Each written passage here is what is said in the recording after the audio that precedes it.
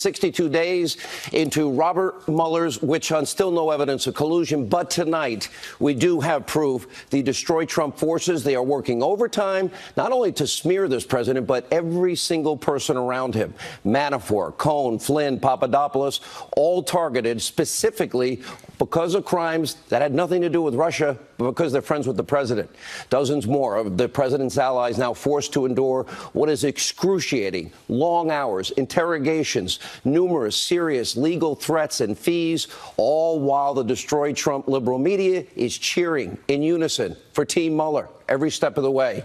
And with the midterm elections only 76 days away, Democrats are foaming at the mouth, as I have been warning, using Mueller's witch hunt as the basis for what they want, which is impeachment so they regain power in Congress. Very scary political future and picture. And it's the reason that these upcoming elections, I keep telling you, the most important midterms in our lifetime. And meanwhile, President Trump is now fighting back. In moments, we will bring you an exclusive preview. Ainsley Earhart's interview with the president from earlier today. We'll also bring an important update on the horrific murder, that case in Iowa, 20-year-old Molly Tibbetts senselessly murdered. The illegal immigrant who admitted to this horrific crime, appearing in court earlier today, and the president responding with a video on Twitter. We'll show you that tape. Sit tight, buckle up. We have a lot to get to in tonight's breaking news opening monologue. All right, since March of last year, I have been warning you, the American people, about 5 forces that are working to destroy President Trump. Yeah, partisan deep state bureaucrats. We learned a lot about them in the last year and a half. Liberal Democrats, your corrupt, pathetic media, weak establishment Republicans, and this group called Never Trumpers. Yesterday, what we have been telling you for more than a year is now playing out as we have predicted. Led by Robert Mueller's merry band of Democratic donors and witch hunters, the deep state has successfully now targeted several Trump associates. They never would have been targeted if they weren't friends with the president. And yesterday, Paul Manafort, he was convicted on 8 of 18 bank and tax fraud charges, nothing to do with Russia collusion. And during an exclusive interview that will air tomorrow morning on Fox and Friends, President Trump weighed in on that and so much more. Let's get a sneak peek. Are you considering pardoning Paul Manafort? I have great respect for what he's done in terms of what he's gone through. You know, he worked for Ronald Reagan for years. He worked for Bob Dole. He worked, I guess his firm worked for McCain. He worked for many, many people, many, many years. And I would say what he did, some of the charges they threw against him, every consultant, every lobbyist in Washington probably does. If you look at Hillary Clinton's person, you take a look at the people that worked for Hillary Clinton. I mean, look at the crimes that Clinton did with the emails, and she deletes 33,000 emails after she gets a subpoena from Congress. And this Justice Department does nothing about it. And all of the other crimes that they've done. We're going to have a lot more on the blatant legal double standard in a moment. But first, also yesterday, federal prosecutors compelled Michael Cohen to plead guilty to bank and tax fraud charges and some phony campaign finance violations. Again, none of these charges have anything to do with Russia collusion, President Trump, or the election of 2016. And last night, right here on this program, the great one, Mark Levin, completely debunked the campaign-related charges. Let's take a look.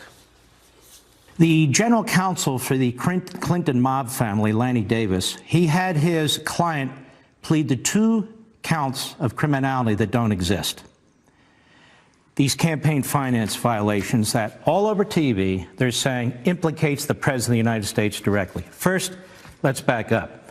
It is a guilty plea. It is a plea bargain between a prosecutor and a criminal who doesn't want to spend the rest of his life in prison. That is not precedent. That applies only to that specific case. Nobody cites plea bargains for precedent. That's number one. Number two, just because a prosecutor says that somebody violated a campaign law doesn't make it so. He's not the judge. He's not the jury.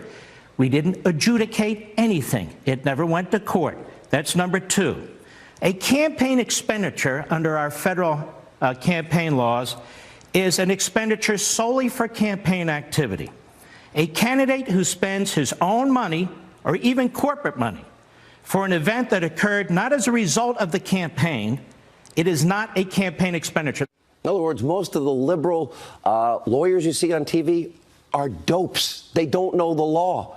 Look at Harvard law professor Alan Dershowitz also debunking these charges. Guys, watch, listen, learn. It'll help you. The law is clear that a president may contribute to his own campaign. So if the president had paid $280,000 to these two women, even if he had done so in order to help his campaign, that would be no problem. That's legal. And if Cohen himself made the contribution, that would be unlawful because he has a limit of $5,200. So the complicated issue is, what if Trump told him to do it, as Cohen says? Then Cohen would be acting for Trump as Trump's representative, and the campaign contribution would be lawful as long as the president ultimately paid for it. That's 100% right. That's the law. And during an interview with Ainsley Earhart, again, she's going to join us in a few minutes, the president reiterated these payments were in no way a campaign finance violation. Look at the law. Take a look. Listen, learn. Did you know about the payments? Later on, I knew. Later on. But you have to understand, Ainsley, what he did, and they weren't taken out of campaign finance. That's a big thing. That's a much bigger thing. Did they come out of the campaign? They didn't come out of the campaign. They came from me, and I tweeted about it. You know, I don't know if you know, but I tweeted about the payments. But they didn't come out of campaign. In fact, my first question when I heard about it was, did they come out of the campaign? Because that could be a little dicey. And they didn't come out of the campaign, and that's big. But they weren't, it's not even a campaign violation. If you look at President Obama, he had a massive campaign violation, but he had a different attorney general, and they viewed it a lot differently. Now, while the media, they want you to believe that Michael Cohen, he was a central player in all things Trump, the president, well, he had a much different take. Let's listen to him. Michael Cohen, tell me about your relationship with him. Well, he was a lawyer for me for one of many. You know, they always say the lawyer, and then they like to add the fixer. Well, I don't know if there's a fixer. I don't know where that term came from, but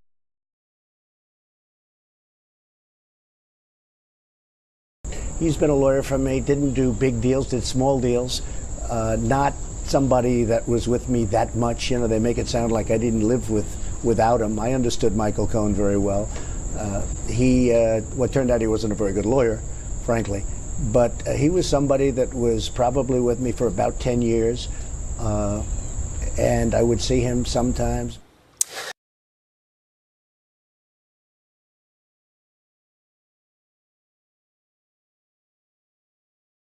Now, Michael Cohen's attorney, Lanny Davis, said that his client would not even accept a pardon from the president. He actually said that today.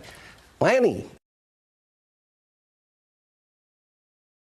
I've known you a lot of years. Who are you representing here? That Michael Cohen wouldn't accept a pardon? He's facing as many as 5 years in jail?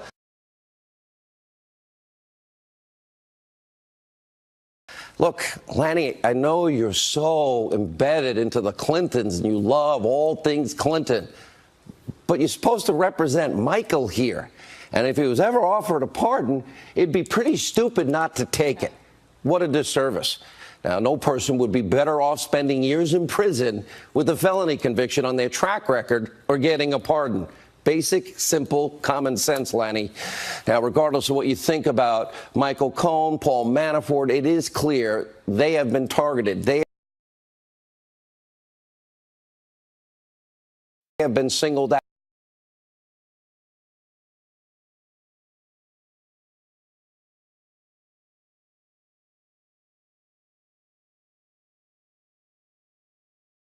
You may recall the Obama campaign, they kept $1.3 million in illegal contributions. Guess what? Nobody got charged. Nobody